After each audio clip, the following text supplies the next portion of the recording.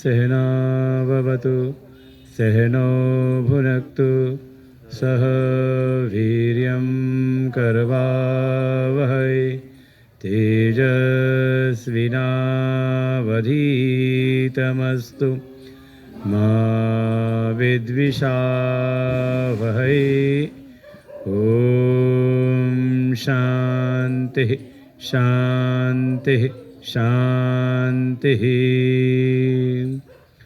शङ्करं शङ्कराचार्यं केशवं बादरायणं सूत्रभाष्य कृतौ वन्दे भगवन्तौ पुनः पुनः। ईश्वरो गुरुरात्मेति मूर्तिभेदविभागिने व्योमवद्व्याप्तदेहाय दक्षिणामूर्तये नमः। सदाशिवसमारम्भां शङ्कराचार्यमध्यमाम् अस्मदाचार्यपर्यन्तां वन्दे गुरुपरम्पराम्। श्रुतिस्मृतिपुराणानाम् आलयं करुणालयं नमामि भगवत्पादं शङ्करं लोकशङ्करम्। नारायणं पद्मभवं वसिष्ठं शक्तिं च तत्पुत्रपराशरं च व्यासं शुकं गौडपदं महान्तं गोविन्दयोगीन्द्रमथास्य शिष्यं श्रीशङ्कराचार्यमथास्य पद्मपादं च हस्तामलकं च शिष्यं तं तोटकं वार्तिककारमन्यान् अस्मद्गुरुन् सन्ततमानतोऽस्मि। पहले श्लोक से पाठ करते हैं। वेदो नित्यमधीयताम्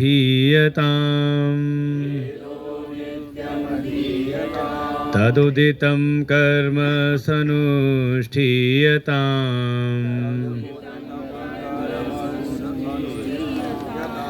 तेनेशस्य विधीयतामपचितिः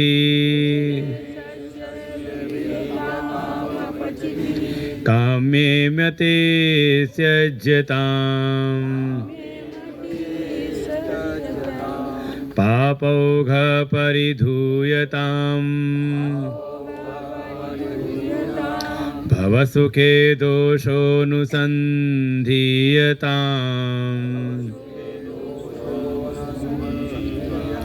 भवसुखे दोषोऽनुसन्धीयताम् आत्मेच्छाव्यवसीयताम् निजगृहातूर्णं विनिर्गम्यताम्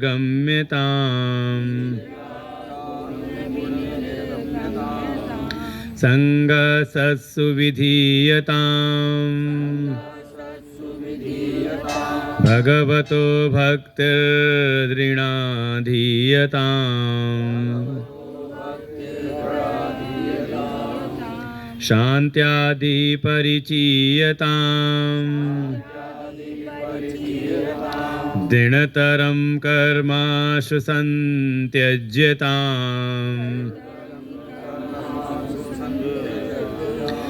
सदवेद्वानुपसर्प्यताम् प्रतिदिनं तत्पादुका सेव्यताम् ब्रह्मैकाक्षरमर्थ्यताम् श्रुतिशिरो वाक्यं समाकर्ण्यताम्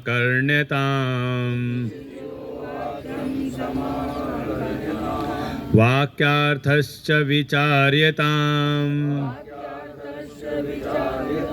श्रुतिशिरः पक्ष समाश्रीयताम्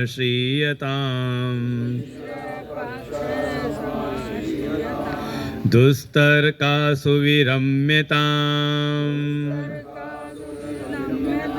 श्रुतिमतस्तर्कोऽनुसन्धीयताम् ब्रह्मास्मीति विभाव्यताम् अहरः गर्वः परित्यज्यताम् देहेऽहं मतिरुज्यताम् देहेऽहं मतिरुज्यताम् बुधजनैवाद परित्यज्यताम् क्षुधव्याधिश्च चिकित्स्यताम् क्षुधव्याधिश्च चिकित्स्यताम् प्रतिदिनं भिक्षौषधं भुज्यताम् स्वादुवन्नं न तु याच्यताम् स्वाद्वन्नं न तु याच्यताम् विधिवशात् प्राप्तेन सन्तुष्यताम् विधिवशात् प्राप्तेन सन्तुष्यताम्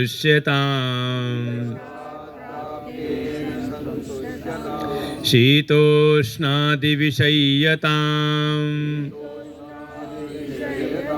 न तु वृथा वाक्यं समुच्चार्यताम्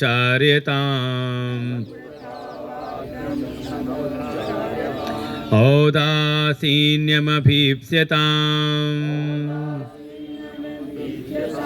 औदासीन्यमभीप्स्यताम् जनकृपानैष्ठुर्यमुत्सृज्यताम् जनकृपानैष्ठुर्यमुत्सृज्यताम्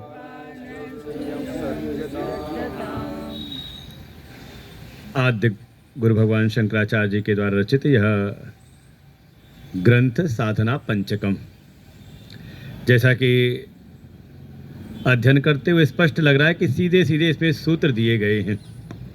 ऐसे सूत्र जैसे साधना के जो भी आयाम हैं, जो भी साधना के सूत्र हैं, बिल्कुल उनको एक माला में पिरोया गया हो।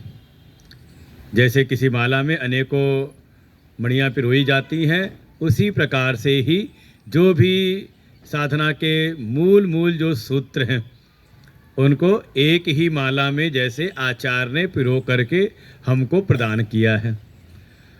तो जैसे प्रतिदिन आप जप करते हो तो मन का फेरते रहते हो, तो इसीलिए आपको एक ये सूत्र सिद्धांतों की एक माला आचार्य ने दे रखी है।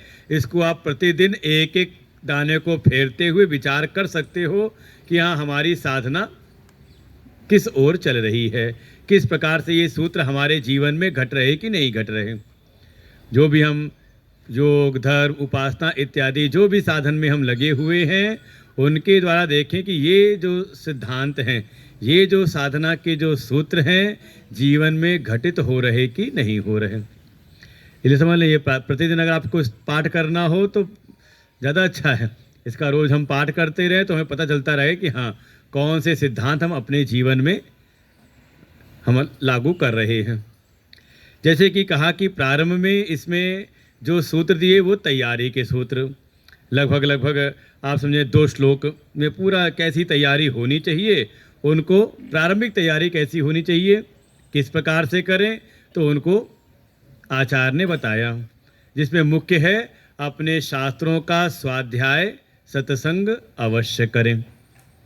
स्वाध्याय प्रवचनाभ्याम न प्रवृतव्यम, ये हमारे उपनिषदों का ही सूत्र है कि स्वाध्याय, शास्त्रों के स्वाध्याय और प्रवचन में कभी भी प्रमाद न करें। जब कभी भी अपने शास्त्रों का श्रवण लाभ प्राप्त हो तो उसको आगे बढ़ करके हम उसको ग्रहण करें, और स्वयं भी जीवन में एक ऐसी एक रुचि हो कि हम अपने जो भी वैदिक शास्त्र हैं, वैदिक वाङ्मय हैं, उनका नित्य ही हम पठन पाठन करते रहें, समय को हम व्यर्थ ना करें। और जैसा जैसा शास्त्रों ने साधन बताए हैं, देखो प्रारंभिक रूप से शास्त्रों के द्वारा आपको प्रारंभिक साधनों का आपको ज्ञान हो जाता है, कैसे जीवन जीना है, कैसे भगवान की उपासना करनी है, कैसे सेवा कार्य करने हैं। तो भक्ति, कर्म, भक्ति, योग इत्यादि के आपको प्रारंभिक गुण जो है स्वतः भी पता चल जाते हैं। अर्थात जीवन का जो अनुशासन है, जो धर्म है, उतना ज्ञान आपको अच्छी प्रकार से हो जाता है, जिससे आपका जो चित्त है वो संयमित होता है और शुद्ध हो जाता है। और ऐसे शुद्ध चित्त में ही, शुद्ध अंतःकरण में ही भगवत प्राप्ति की लालसा उत्पन्न होती है कि भगवान का तत्व, भगवान कौन है, मैं कौन हूँ, इस प्रकार के जो जिज्ञासाएं हैं ये सब चित्त में उत्पन्न होती हैं। कस्त्वं कोहम कुत आयातः कामे जननी को मे तातः, इस प्रकार के फिर भीतर प्रश्न उत्पन्न होते हैं। और जब ऐसे प्रश्न उत्पन्न हो जाएं तो देखो समझ लें कि तब आपकी प्रारंभिक साधनाएं, आप शाम का देखें तो इसको कहेंगे युक्तः कर्म फलम त्यक्त्वा शांतिमाप्नोति नैष्ठिकीम। जो प्रारंभिक धर्म, योग, उपासना की जो साधनाएं हैं, जो प्रारंभिक साधनाएं हैं, शास्त्र अध्ययन, शास्त्र चिंतन, फिर उसके अनुसार नित्य नैमित्तिक प्रायश्चित उपासना कर्म, जो निषिद्ध कर्म उनका त्याग, ऐसे वैदिक कर्मों का अनुष्ठान, फिर उन कर्मों को भी भगवत अर्पण भाव से करना, ऐसी जो प्रारंभिक साधनाएं हैं उनको करने का परिणाम क्या है, भीतर थोड़ा तत्व की जिज्ञासा उत्पन्न हो। जो हम करते आ रहे थे उनका रहस्य क्या है, उनका तत्व क्या है, उसको जानने की इच्छा, ऐसी जिज्ञासा। तो सिर्फ कह दिया आत्मेच्छा व्यवसीयताम। और जब भीतर ये आत्म तत्व को जानने की इच्छा प्रबल हो जाए, तब तो जहाँ जहाँ आपकी ममता है बहिर्जगत में, घर, परिवार, देह इत्यादि में, उसकी ममता को त्याग करके तब प्रवेश करें सत्संग में। देखो सत्संग में आके बैठना है तो आपको इन सब आसक्ति, ममता का त्याग तो उतनी देर करना ही पड़ता है, नहीं तो उसका कोई विशेष फिर लाभ आपको जीवन में घटित नहीं होता। और ऐसा करते हुए सत्संग के द्वारा ही अब अपनी भक्ति को और भी दृढ़ करें। भक्ति को दृढ़ करने का भाव कहा, जो ये आश्रय भाव हमारा अभी संसार में लगा हुआ है, उस आश्रय भाव को ले आएं भगवान में। सेवा करें हम भले संसार की, अपने कर्तव्यों का पालन करें, लेकिन संसार से कोई अपेक्षा बना करके न रहें, क्योंकि ये बहुत समय तक चलता रहता है।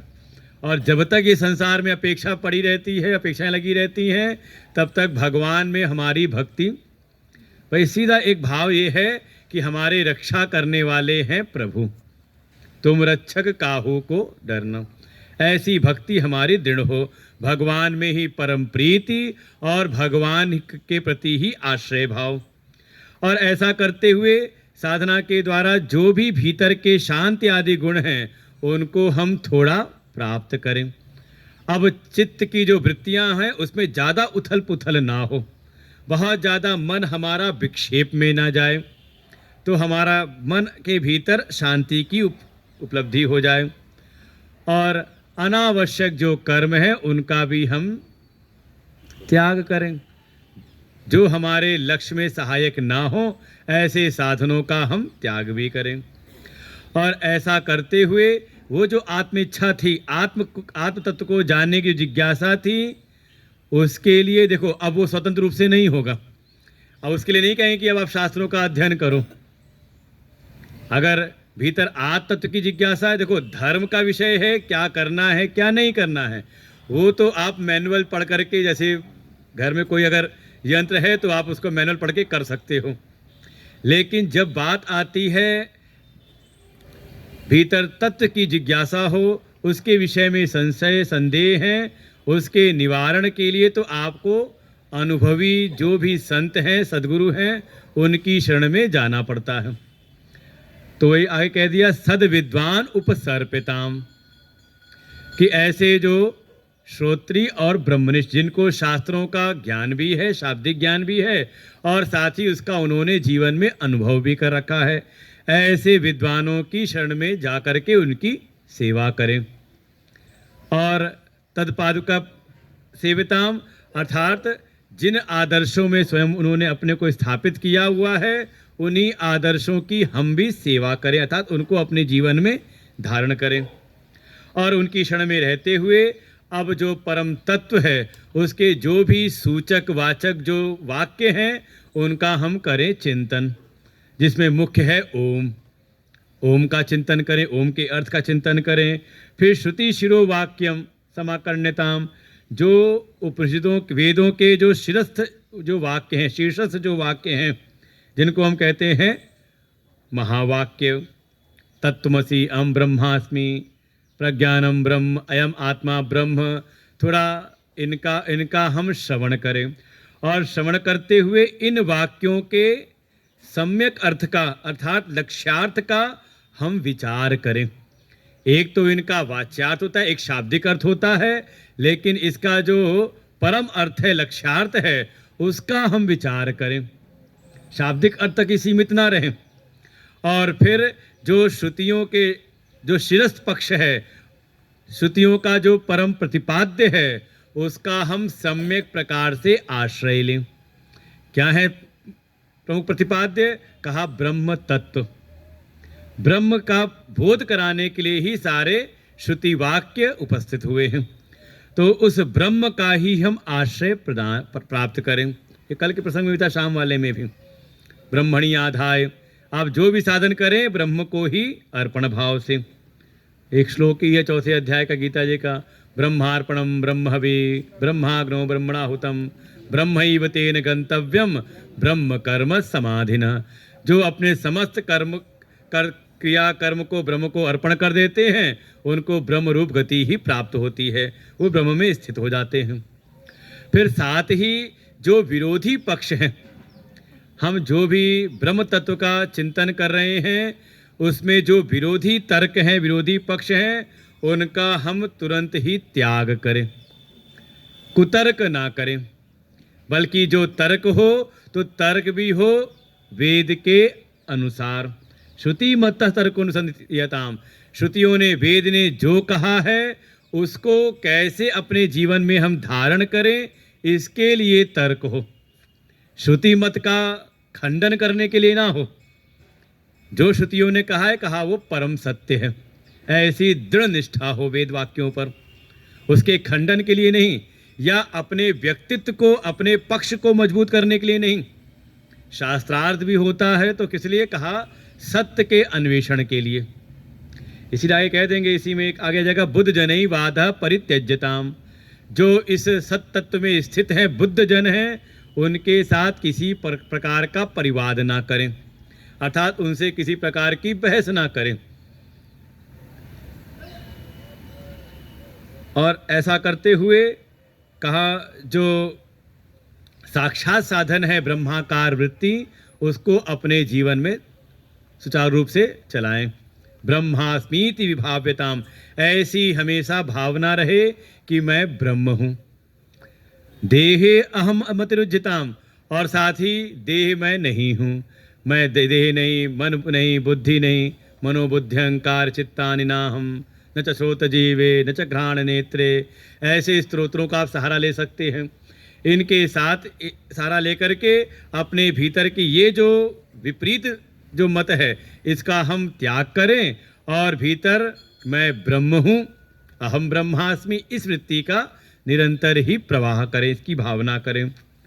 और ऐसा करते हुए किसी प्रकार का कोई गर्व लेकर के ना आए, किसी प्रकार का कोई मान, अभिमान, स्वाभिमान की संभावना न बने, इसका तत्काल ही त्याग करें।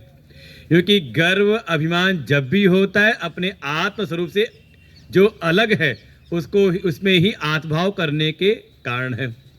केवल जब ब्रह्म तत्व का अनुभव हो गया तो ज्ञान मान जहाँ एकौ नाहि, देखें ब्रह्म समान जग माहि। अर्थात समस्त प्रकार के द्वैत्व का हो गया बाध, केवल और केवल अद्वैत तत्व की अनुभूति, केवल ब्रह्म ही है, ब्रह्म के अतिरिक्त कुछ भी नहीं। ऐसा जब हो गया तो किसी प्रकार के गर्व की, देखो गर्व अभिमान जब भी होगा द्वैत में ही होगा। जब दो हैं, मैं और कोई और वस्तु, तो उस वस्तु से तादात्म्य करके उसमें मम भाव करके आपको गर्व या अभिमान होता है। जब दूसरी कोई सत्ता रही नहीं तो बिल्कुल अद्वैत का अनुभव हो गया, अनुभूति हो गई, तो कहा किसी प्रकार का कोई गर्व ना रहे। और ऐसा हो गया तो कहा ये है साक्षात साधन। ये आपको ऐसी जो ब्रह्माकार वृत्ति है, अखंडाकार ब्रह्माकार वृत्ति है, ये एक समय आपको आपके ब्रह्म स्वरूप में स्थित करा करके का स्वयं भी ये वृत्ति भी शांत हो जाती है। तो अब तो साधना हो गई पूरी, जहां तक पहुंचना था वो कार्य तो हो गया पूरा। तो अब आगे क्या उपदेश है? का आगे उपदेश ये है कि हम इस साधना में लगे हुए हैं, तो अभी जीवन तो है ना, तो व्यवहारिक जीवन में भी थोड़ा हमें सावधानी रखने की आवश्यकता है, जिससे कि हम अपने इस मत के द्वारा, इस मत से, अपने इस निष्ठा से नीचे ना उतरें। या फिर अगर कोई संभावना रह गई कि अभी उतनी निष्ठा भीतर उत्पन्न हुई नहीं, हमने सुना, बार बार हम प्रयास कर रहे हैं, लेकिन फिर भी उस साधना में उतनी परिपक्वता अभी नहीं आ रही, जो ब्रह्मनिष्ठा होनी चाहिए वैसी निष्ठा नहीं है। तो आचार्य कहते हैं कुछ ऐसे भी साधन हैं जिनको इस ज्ञान के उपरांत भी करते रहना चाहिए। ये एक प्रकार से आपके सहायक साथ चलते रहते हैं, सहायक के रूप में। तो आगे अब थोड़ा जीवन व्यवहार के ऊपर भी प्रकाश डालते हैं कि जीवन जब ये ज्ञान हो गया तो भी किस प्रकार की हमें भीतर भावना होनी चाहिए व्यवहारिक जगत में। तो एक बार पुनः पढ़ते हैं इस श्लोक को, चौथा श्लोक। क्षुध व्याधिश्च चिकित्स्यताम् प्रतिदिनं भिक्षौषधं भुज्यताम्। क्षुध व्याधिश्च चिकित्स्यताम् प्रतिदिनं भिक्षौषधं भुज्यताम्। स्वादुवन्नं न तु याच्यताम् विधिवशात् प्राप्तेन सन्तुष्यताम्।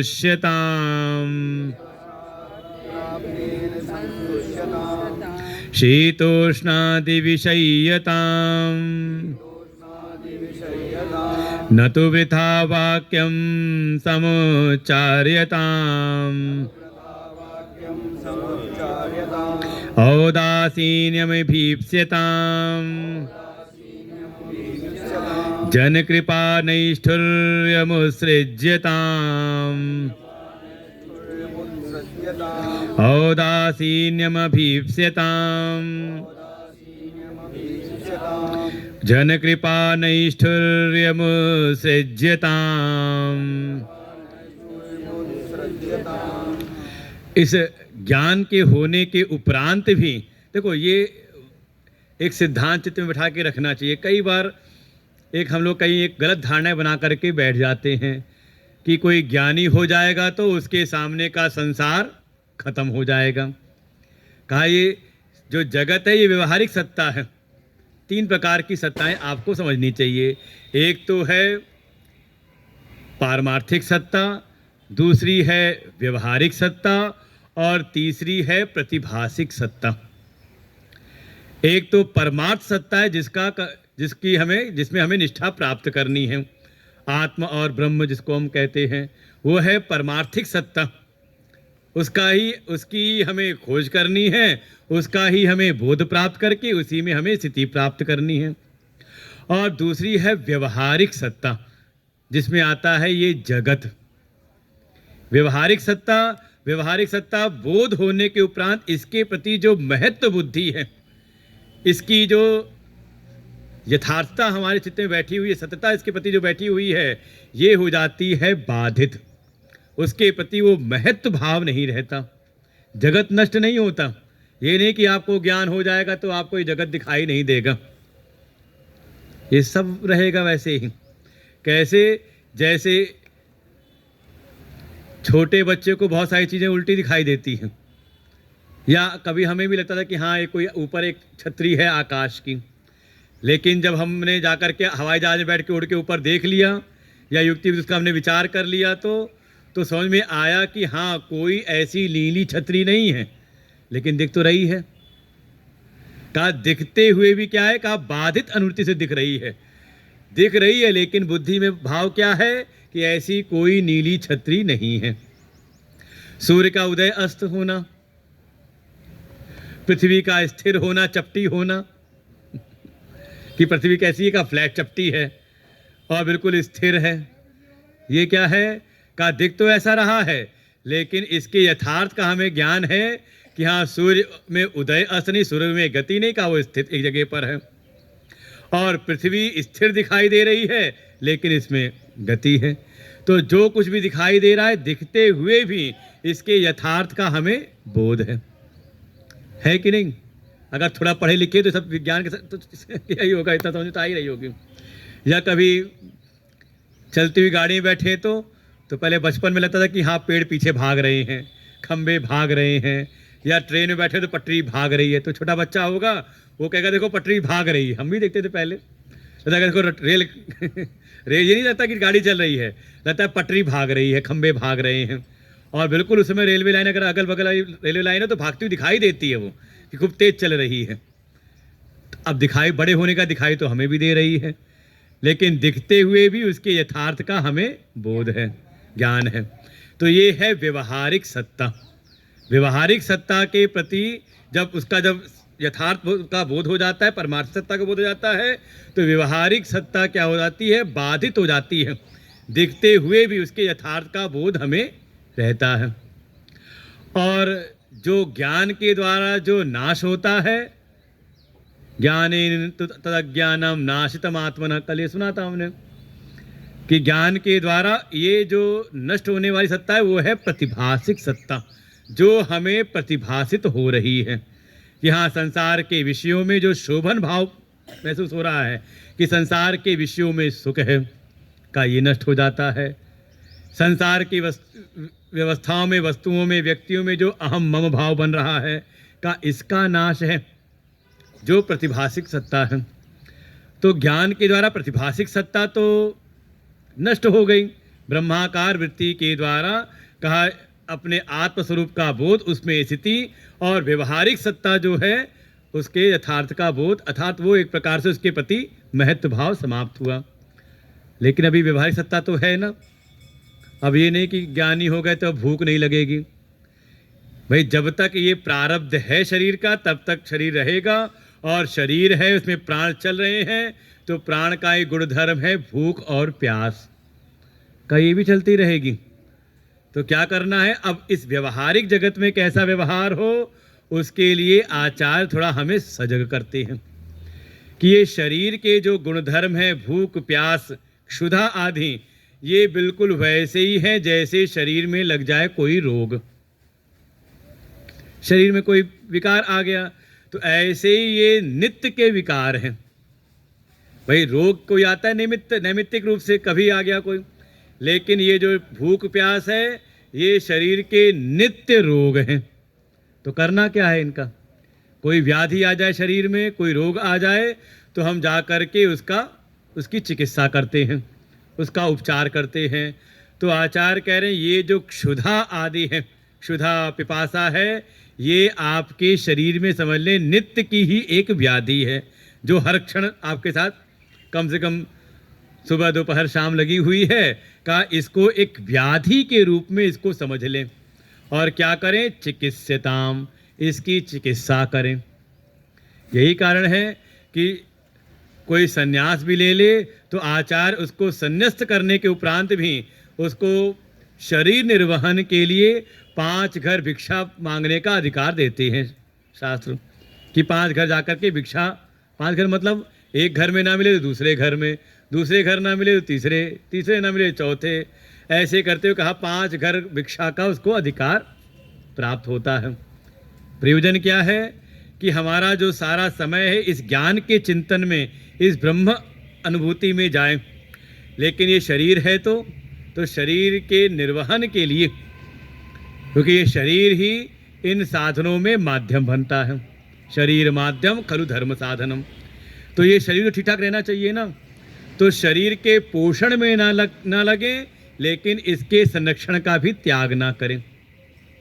बहुत ज़्यादा पोषण में लग जाएंगे, इसके लालन पालन में लग गए, तो आपकी साधना वहीं पर कहीं ना कहीं अवरुद्ध हो जाती है, अवरोध उत्पन्न होता है। इसलिए इसका हम पोषण नहीं बल्कि इसका हम संरक्षण करें। इसकी जो भी आवश्यकताएं हैं उन आवश्यकताओं की हम पूर्ति करें। तो ये जो निरंतर क्षुधा आ रही है का इसकी हम चिकित्सा करें।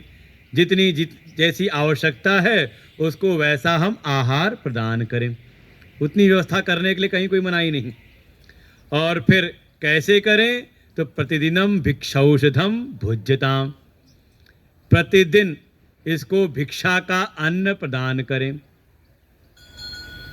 तो भिक्षा का अधिकार तो केवल शास्त्रों में ब्रह्मचारी और सन्यासी को है कि वो जाकर के भिक्षा मांग करके अपना जीवन यापन करें गुरु के निर्देशन अनुसार।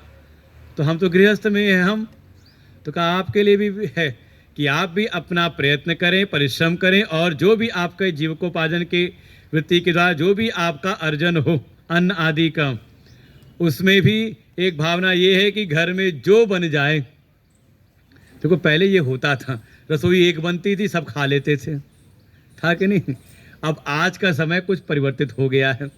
अब आज के समय में घर में अगर 4 लोग हैं तो 4 की अलग अलग रुचि है। बड़े को ये पसंद है, छोटे को ये पसंद है, उनको ये अच्छा लगता है, उनको ये अच्छा लगता है कुछ ऐसा हो गया है आज के समय में। और सब कुछ रसोई बनने के बाद भी हो सकता है ऑर्डर हो जाए कि नहीं बाहर से कोई कुछ आ रहा है। क्या हो गया? ऐसी वृत्ति ना बने, स्वतः ही जो हमें प्राप्त हो रहा है उससे ही। देखो शरीर की जो अनिवार्य जो आवश्यकता है वो है अन्न। शरीर को आवश्यकता है कैलोरी की, तो जितनी आवश्यकता है कैलोरी की, जैसा आपका कार्य व्यापार है उसके अनुसार आप भोजन को ग्रहण करें। बहुत ज़्यादा उसमें हम आसक्त ना हो। अटैचमेंट, देखो एक आसक्ति कब होती है? शरीर की आवश्यकता है भोजन रोटी, लेकिन यही भोजन चाहिए का ये हो गई आसक्ति। ऐसा ही भोजन होना चाहिए, ये है आसक्ति।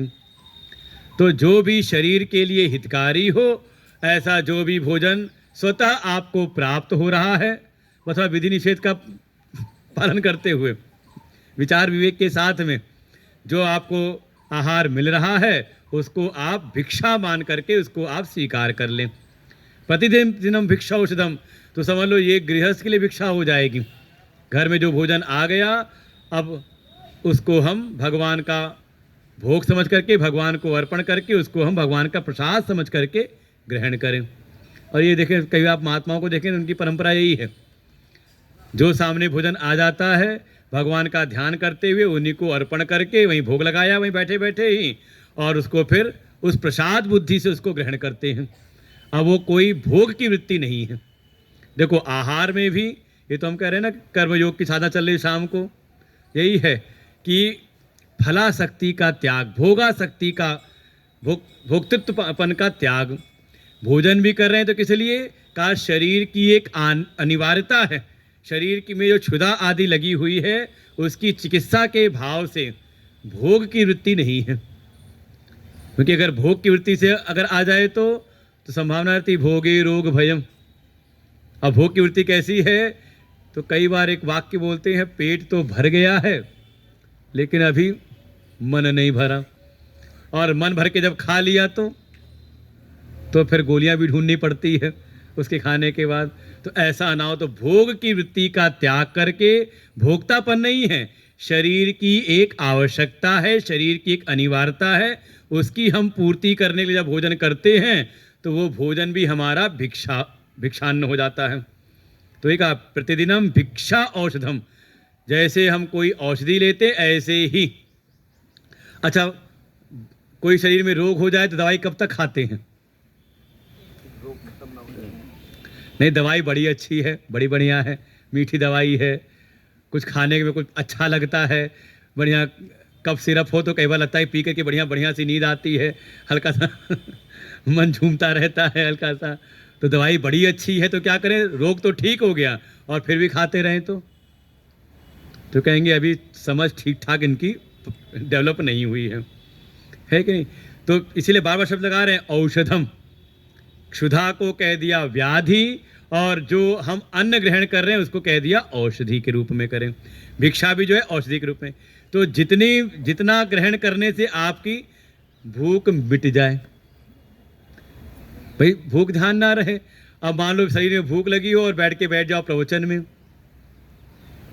तो फिर हो सकता है लंबा प्रवचन चले तो आप भी कह दो भूखे भजन न होई गोपाला कि अगर शरीर में अगर भूख लगी हो तो हमारा ध्यान, इसलिए देखें भागवत वगैरह में आप जो पहला दिन होता है उसमें विधि नियम बताए जाते हैं कि कथा कैसे सुने, तो उसमें भोजन का भी नियम बताया है।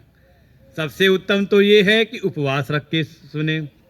फिर कहा अगर उपवास नहीं रख सकते तो कुछ फलाहार रख करके हम कथा सुने। ये भी नहीं हो सकता तो एक समय अन्न, चलो दिन भर पूजन पाठ है, कथा श्रवण करना है, तो एक समय अन्न ग्रहण कर लें। का ऐसे भी नहीं रह सकते तो फिर दोनों समय खा लें।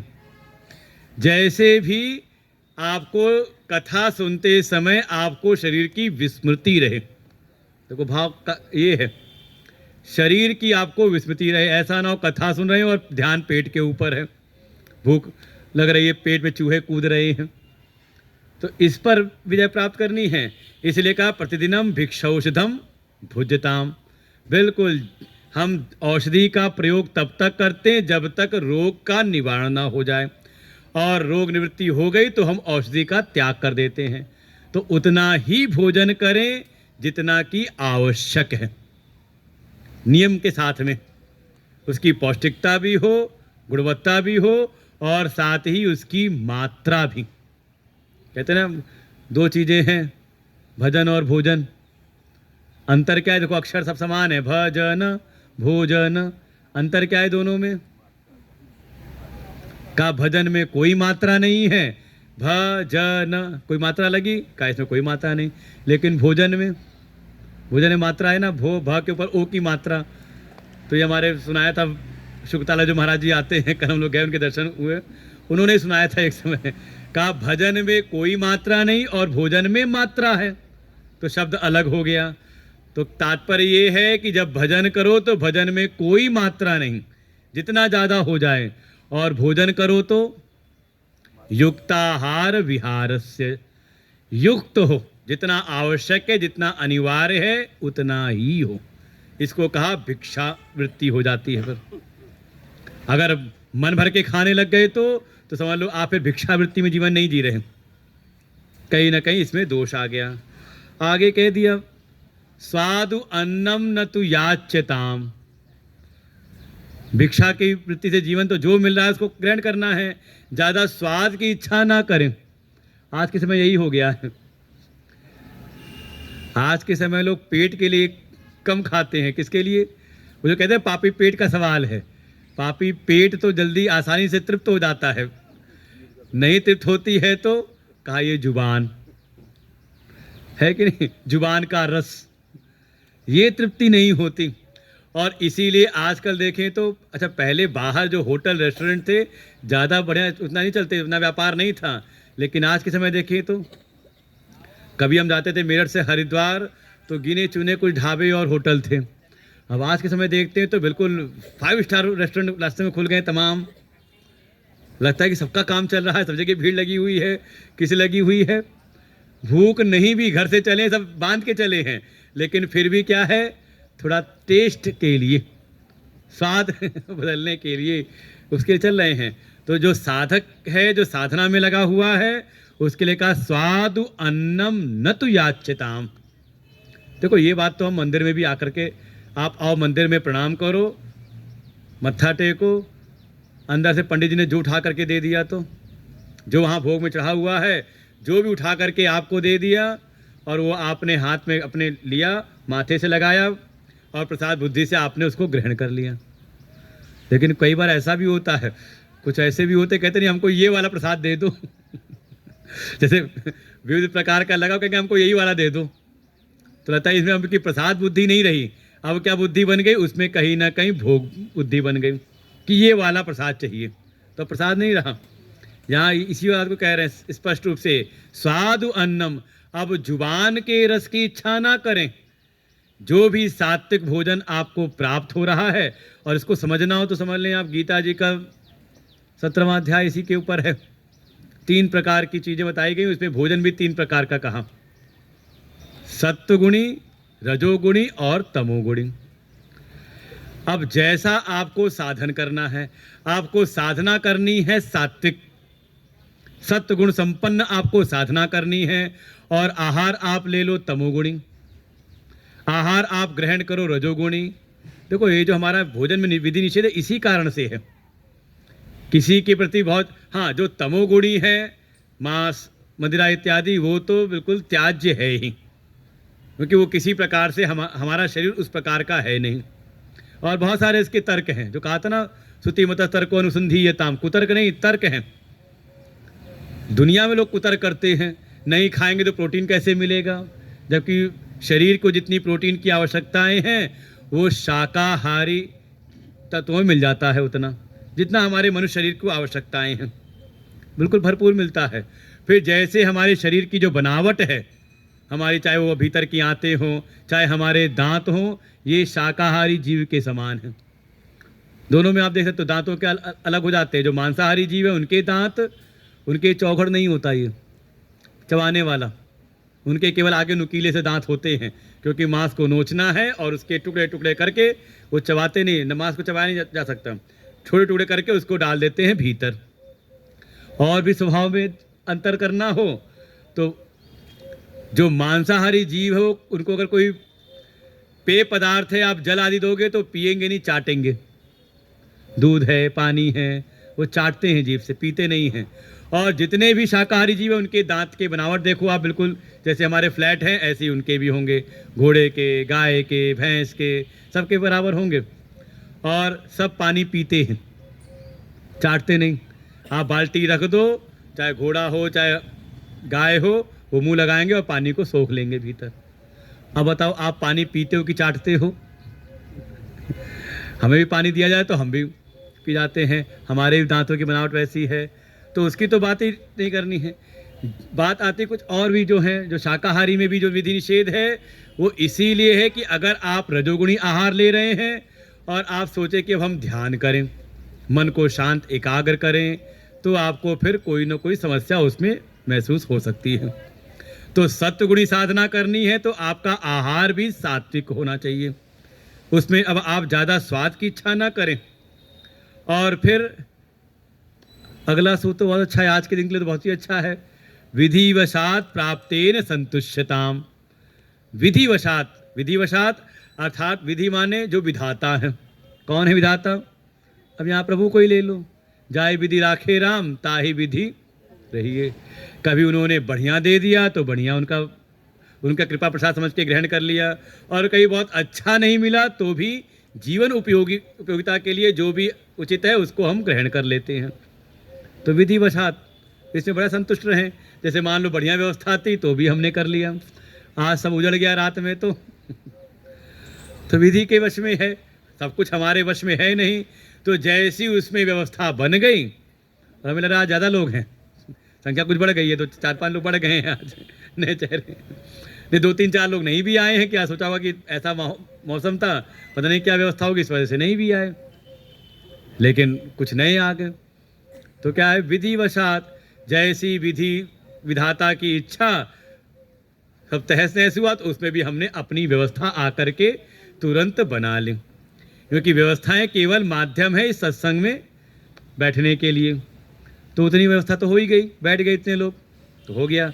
तो उसमें अपने मन को संतुष्ट रखें, प्रयास करें, प्रयत्न करें, लेकिन जो प्राप्त हो जाए उसको ईश्वर का प्रसाद मान करके हम उसमें अपने मन को संतुष्ट करें, तृप्ति की अनुभूति करें।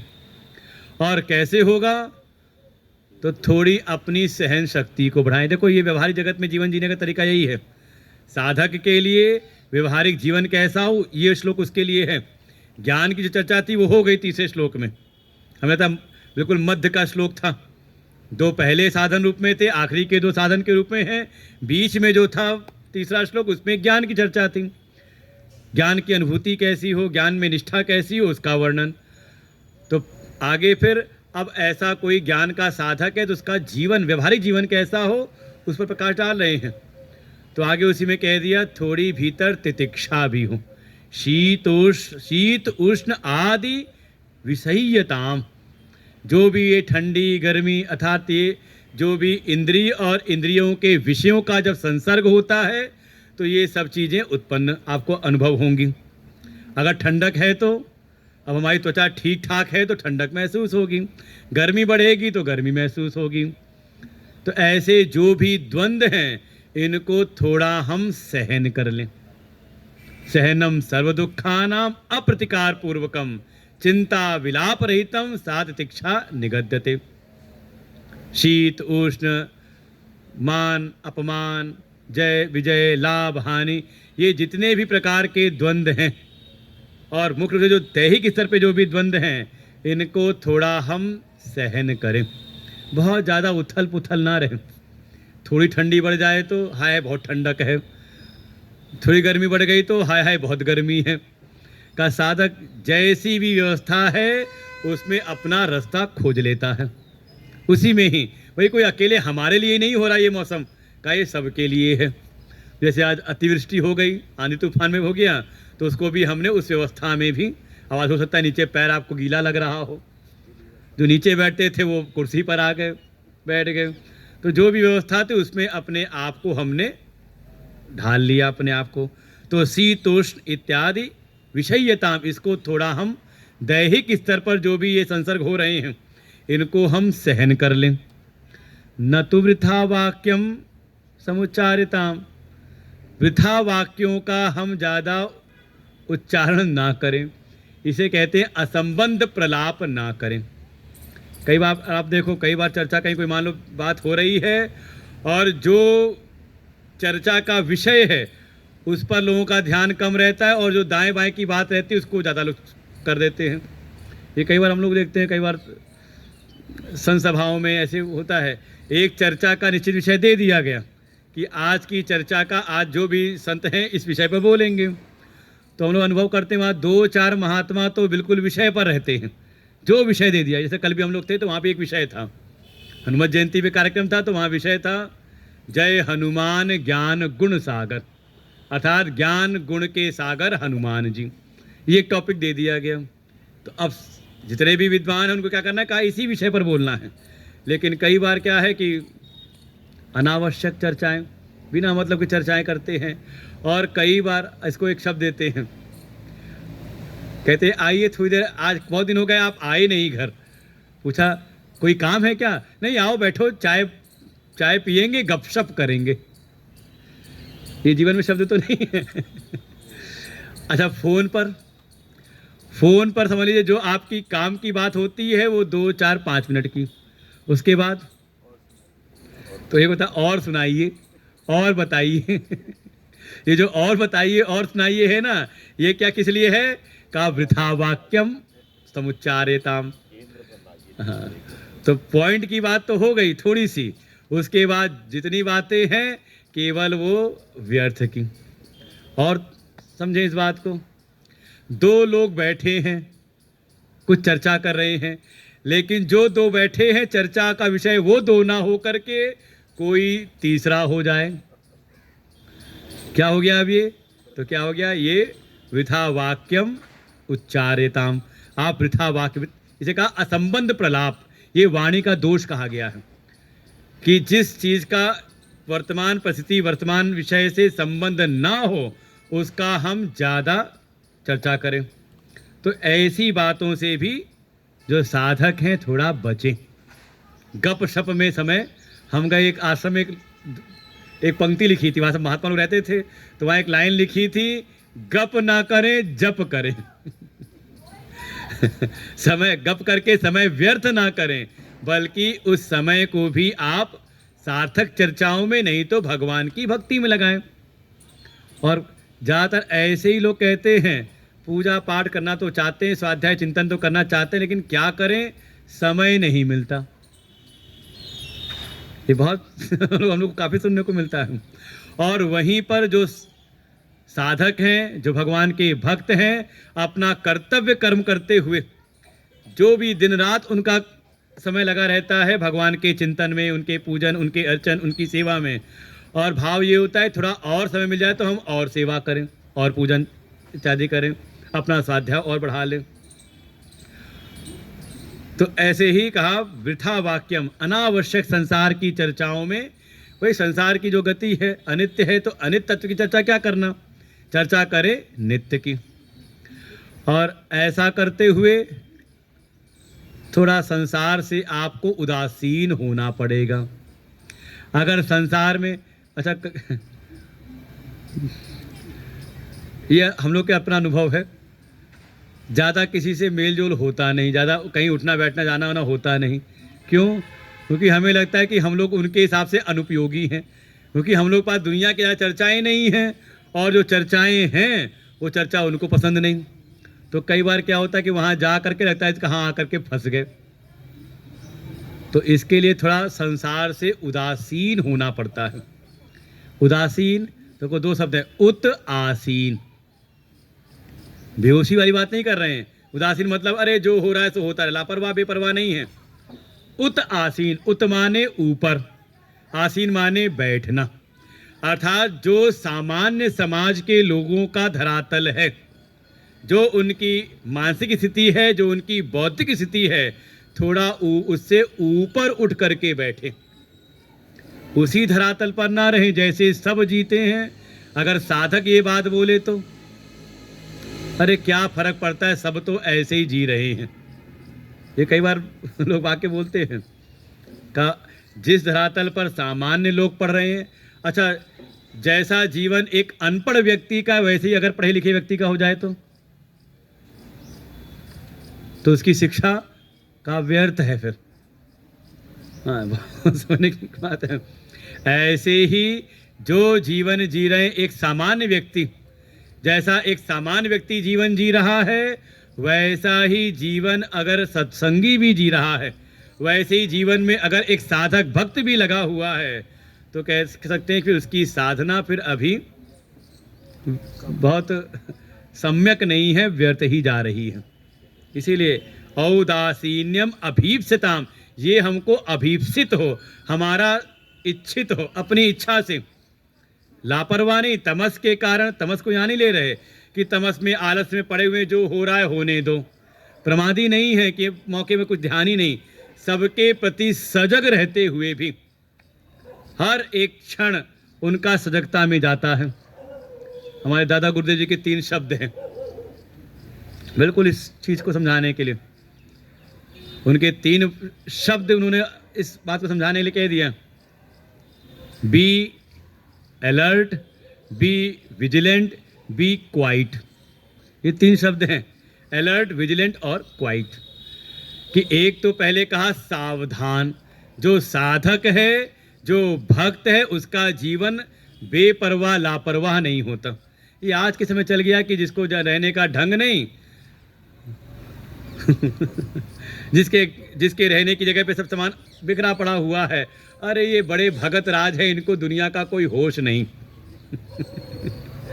ये हमारी शास्त्रीय भक्ति नहीं है। भक्त बहुत सजग रहता है। आप जाकर बड़े बड़े मंदिरों में दर्शन करते हैं, वहां का श्रृंगार देखिए, आप श्रृंगार देख के भेद कर लेते हो कि कौन सी देवी हैं, सीता जी हैं कि राधा जी हैं कि लक्ष्मी जी हैं कि सरस्वती जी हैं कि दुर्गा मैया हैं, है कि नहीं? परफेक्शन है कि नहीं वहाँ पर? हमारा जो सनातन जो वैदिक शास्त्र है, ऐसी, क्योंकि हम पूर्णता के अभिलाषी हैं, पूर्ण तत्व को चाहते हैं, तो उसके साधन में भी अपूर्णता नहीं रहती, उसमें भी परफेक्शन होता है, सजगता है, सावधानी है और साथ ही शांत है। तो तीन चीज़ें हो गई, सावधान भी हैं, हर क्षण सजग हैं और साथ ही शांत हैं। ये तीन शब्द ही समझा रहे हैं किसको? औदासीनता को, उदासीनता, थोड़ा ऊपर उठे हुए हैं। और देखो, जो सबके बीच में घुल मिल जाए तो सबको नहीं देख पाता, लेकिन कहीं अलग बैठा ऊपर हो तो वो सब देखता है आराम से। तो ऐसे ही अपनी बौद्धिक स्थिति को थोड़ा सामान्य लोगों की बौद्धिक स्थिति से थोड़ा ऊपर उठा करके वो हर एक व्यवस्था का, हर एक परिस्थिति का वो निरीक्षण परीक्षण करता रहता है और रहता है शांत। बहुत ज़्यादा उसमें उतावलापन नहीं होता। देखो, जो हल्का फुल्का उसमें उतावलापन बहुत रहता है, तुरंत जैसे वो चीज़ हुई तुरंत निर्णय दे दिया, तुरंत निष्कर्ष निकाला और अपनी अभिव्यक्ति कर दी। का वो नहीं, वो प्रतिक्रियावादी नहीं होता कि कोई परिस्थिति आई और तुरंत प्रतिक्रिया दे दी। का वो रिस्पॉन्ड करता है समय आने पर, सामर्थ्य के अनुसार, सब चीज़ का विचार करते हुए, निरीक्षण परीक्षण सब चीज़ का ऑब्जर्वेशन करते हुए आखिरी में अपनी बात जब उसको अवसर मिलता है तब, हर समय नहीं। तो इसी को कहा, इस प्रकार की उदासीनता हमको ईप्सित हो, हमारे भीतर इसकी चाह हो, बेहोशी वाली नहीं तो एक नशेड़ी भी अच्छा बेहोश होकर रहता है, वो दो चार कस मारे और फिर पड़ा हुआ है आराम से, बम बोले, वो एक विकृत रूप है साधना का। उसकी बात यहाँ नहीं हो रही। यहाँ सजग रहते हुए, सावधान रहते हुए भी, जो शांत है, सब कुछ जानते हुए भी, तो उसको कहा औदासीन्यम अभीप्सिताम। और साथ ही जन कृपा नैष्ठुर्यम उत्सृज्यताम, बहुत ज़्यादा लोगों की कृपा प्राप्त करने में ना लगे रहे। ये बहुत एक एक वृत्ति है, ये आके हमारा काम बना दे, ये हमारे लिए कुछ कर दें, ये हमारे लिए कुछ कर दें, ये हमारे लिए बहुत अनुकूल हो जाए, ये चाहत बन जाती। दो लोगों की सांत्वना इकट्ठी करने की भावना हो जाती है, सब हमारे प्रति अच्छी भावना करें। इसे कहा जन कृपा। अगर कृपा चाहिए तो किसकी कृपा चाहिए? ईश्वर कृपा हो, शास्त्र कृपा हो, संत कृपा हो, इसके प्रति तो अभिलाषा बनी रहे, इसके तो इप्सिताम हो, इसको तो चाहें हम। लेकिन सामान्य जन की कृपा हमको मिले का, ऐसी बहुत ज़्यादा लोगों से एक सहायता की अपेक्षा ना रहे, क्योंकि आपको श्रेष्ठ कार्य में आपको ज़्यादा लोग नहीं मिलेंगे। प्रभु श्री राम आए तो उनको जब कार्य पड़ा तो उनको बंदर भालू मिले। आपको लगता नहीं किष्किंधा से चल रहे हैं और लंका तक जा रहे हैं, कोई राजा नहीं थे वहाँ, मनुष्य राजा नहीं थे। कहानी कौन मिला? का बंदर भालू, जो मिल गए उसी से अपना कार्य सिद्ध कर लिया। फिर द्वापर में भगवान कृष्ण जिस पक्ष में खड़े हैं भगवान, उस तरफ सैन्य बल कम है। विरोधी पक्ष में 11 अक्षौणी और इनके पक्ष में का केवल 7, संख्या का बल कम है। तो ऐसी जो सद्वृत्तियां होती हैं, वास्तव में उनके सहायक भी कम होते हैं। जितना भी आप उच्चतम स्तर पर पहुंचते चले जाएंगे, वहाँ आपको सहायक कम मिलेंगे। इसलिए इसकी कोई अपेक्षा भी ना रखें। ऐसी कोई सात्विक, ऐसे ज्ञान की अगर संस्थाएं भी हों तो ऐसे कार्यों में लगे वाले, उनको भी समझ लें चलना तो अकेले ही पड़ेगा। कोई सहायक हो जाए तो ठीक है, लेकिन बहुत ज़्यादा उसकी इच्छा भीतर ना बनी रहे कि कोई साथ रहेगा तो ही हम कार्य करेंगे। किसी की कृपा, मतलब होता है ना कि सब हमारे सब कृपा करें तो हम कार्य करें। अरे ईश्वर कृपा तो हो ही रही कि आपके भीतर ये भाव है, ये आपके भीतर सामर्थ्य है, आपका बुद्धि विवेक जगा हुआ है, तो स्वयं उस कार्य में लग पड़े। जन कृपा, और इसको कहा निष्ठुरता से त्याग करें, कठोरता के साथ में हृदय को कठोर बनाएं कि हाँ सहायक हो गए तो ठीक है, लोग साथ दे रहे हैं ठीक है, लेकिन बहुत ज़्यादा अपेक्षा ना रखें, नहीं तो शायद आप अपने कार्य में का अवरुद्ध हो जाएंगे। देखो ये हमेशा होता है, जो कार्य हमें करना है हम कर लेते हैं, अगर हम बैठ जाएं, अच्छा हमें लगता है प्रियांक जी इंतजार करते रहते कि टेंट वाला आए, टेंट को ठीक ठाक कर दे, माइक वाला आए, माइक को ठीक ठाक कर दे, तो शायद आज ये सत्र स्थगित करना पड़ता है कि नहीं। लेकिन भाव क्या हुआ कि जैसी व्यवस्था तुरंत बन गई, तुरंत आकर के बैठ गए और कार्य हो गया। आज का सत्र पूरा हो गया और शाम के लिए टाइम बहुत है, आराम सब हो जाएगा। तो यही है, बहुत ज़्यादा लोगों से अपेक्षा ना रखें। भगवान तो खुद कह देंगे, मोर दास कहाए जन आशा, ऐसे करके है चौपाई उत्तरकांड में, नर आशा। कि कोई कह तो रहा है कि मैं भगवान का भक्त हूँ, भगवान का सेवक हूँ, और आस किससे लगा के रखा हुआ है? संसार के प्राणियों से। तो भगवान कहते हैं ऐसे भक्त का फिर मैं क्या विश्वास करूं कि जरा सा कोई इस संसार का ज़्यादा लाभ दे देगा, लोभ दे देगा, तो भगवान को छोड़ करके चला जाएगा उसकी तरफ। भाई अगर आप जिससे आस लगा के बैठे हुए हो, सेवा कर रहे हो परमात्मा की, आप इसके रहस्य को समझो। आप कह तो रहे कि मैं भगवान का भक्त हूँ, लेकिन आस किससे लगी हुई है? संसार का कोई प्राणी। तो क्या भरोसा कल उससे ज़्यादा कुछ दे दिया, प्रत्यक्ष फल ज़्यादा दे दिया तो आप तो भगवान को छोड़ दोगे। लोग धर्म का त्याग कर देते हैं, लोभ के कारण, भय के कारण अपना धर्म परिवर्तन करा लेते हैं, और समाज में खूब हो रहा है सब चीज़ें। तो भगवान की भक्ति का भी वो त्याग कर देते हैं, क्योंकि भगवान किसी भय और आस में आपके साथ में नहीं है, वो तो तत्व रूप से सबके भीतर, एक सब कृपा रूप से सबके साथ में है। तो इसलिए कह रहे हैं कि ज़्यादा संसार में अपनी आशा अपेक्षा बना करके न जिए कि हाँ कोई आएगा तो आपका काम बना देगा। हमारी जैसी योग्यता है, हमारी जैसी सामर्थ्य है, जैसी पात्रता है, उसके अनुरूप देने वाला आपको देता रहता है। कौन? कहा ईश्वर। उनकी कृपा हो रही है। बस जैसी हमारी, मान लो बरसात तो हुई समान रूप से, लेकिन किसी ने अपना पात्र उल्टा रखा हो तो, या पात्र में छेद हो तो उसमें जल नहीं टिकेगा। लेकिन किसी ने पात्र, किसी का स्वच्छ है, सीधा है, छिद्र नहीं उसमें, तो उसको जल की प्राप्ति अर्थात कृपा प्राप्त होगी उसको। तो इसीलिए ईश्वर कृपा पर हम आश्रित रहें। श्रुति शिरा पक्ष समाश्रीयता, हम पहले कह के आए थे कि श्रुति मत के जो परम प्रतिपाद्य हैं उनका हम आश्रय अर्थात ईश्वर आश्रय में अपना जीवन, अपनी साधना को सुचारू रखें।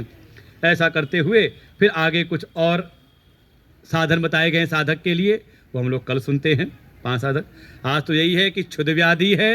देखो ज्ञानोपरांत भी आपका ये शरीर तो है। हम शाम को भी कह रहे हैं कि ये जो मार्ग है मुक्ति का, ये मरने के बाद की मुक्ति नहीं है। ये जीवन रहते रहते, श्वास चलते हुए ही, जीवन रहते रहते ही, इस शरीर में रहते रहते ही मुक्ति का अनुभव है, आत्मरूप की अनुभूति। तो शरीर रहेगा तो प्रारब्ध अनुसार इसमें जो क्षुधा पिपासा है वो लगी रहेंगी, तो उसकी हम चिकित्सा करें। कैसे? जो मिल जाए स्वेच्छा से, विधिवशात जो भी प्राप्त हो उससे ही, उसमें भिक्षा की भावना करते हुए। आज हमारे प्रारब्ध में यही है, बहुत ज़्यादा भोग की वृत्ति, रस की इच्छा ना रहे उसमें, और जो विधिवशात से प्राप्त हो रहा उसमें ही अपने मन को संतुष्ट रखें। थोड़ी ठंडी गर्मी को हम सहन कर लें, अनावश्यक बातों में अपना समय व्यर्थ ना करें, और थोड़ा अपनी सावधानी सजगता को बढ़ाते हुए थोड़ा शांत चित्त रहें। बहुत जल्दी अपनी बात कहने की उतावलापन ना रहे जहाँ आवश्यकता नहीं। कई बार तो ऐसा होता है कि हम लोग देखते हैं कई प्रश्नोत्तरी कहीं चल रही होती है, तो किसी ने प्रश्न पूछा हमसे, वो बगल में बैठा कोई उसके बगल में, वो अरे हमें बताता हूँ ना तो क्या कहा अब ये सजगता कुछ हो गई, उदासीनता नहीं रही।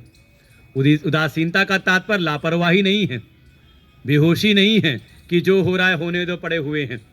उदासीनता का मतलब उत आसीन, थोड़ा ऊपर उठ करके सावधानी सजगता तो हमारी उच्च कोटि की है, लेकिन बहुत ज़्यादा प्रतिक्रियावादी हम नहीं हैं। उतावलेपन में हम कोई व्यवहार नहीं करते, बहुत शांत गंभीर होकर के। कहते गंभीरता भीतर हो, तो कहते ना कि जितना जो विद्वान होता है उतना ज़्यादा गंभीर हो जाता है।